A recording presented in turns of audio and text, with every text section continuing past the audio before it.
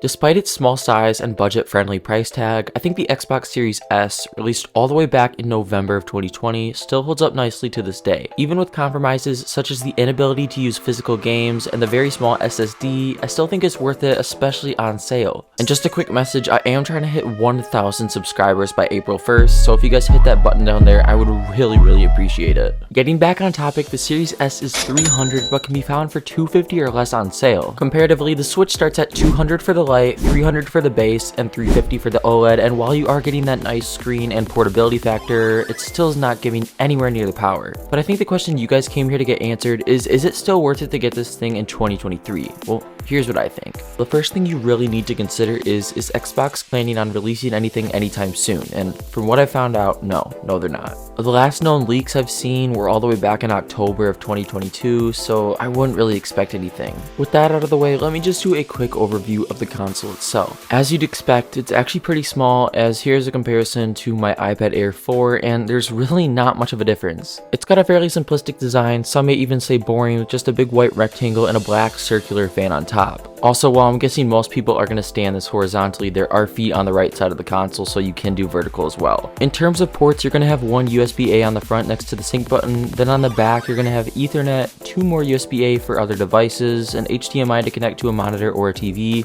the storage expansion slot, and of course the power delivery. While there's not much to see on the bottom of the console, there is a little message saying hello from Seattle. Same thing with the controller, it's still really comfortable and easy to use, but it is basically the same design we've had for the last decade.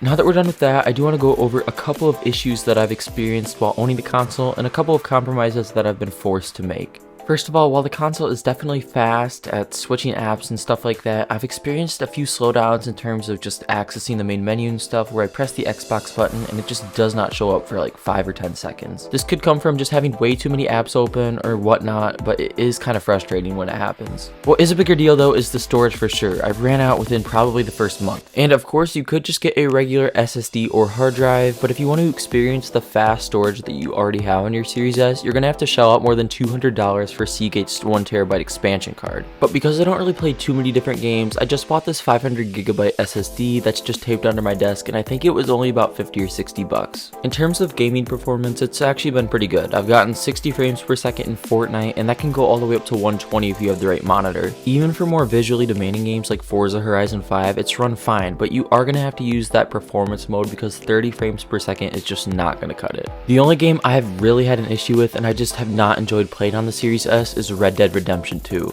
Now this could be my fault and I could have some settings completely screwed up that I need to change, but it's been super laggy and the frame rates have been in the mid-20s. Overall the game just feels kind of clunky and it's not enjoyable to play, so I've just kind of passed on it for now until I get something maybe a little more powerful, but good news, that's the only game that's had this issue.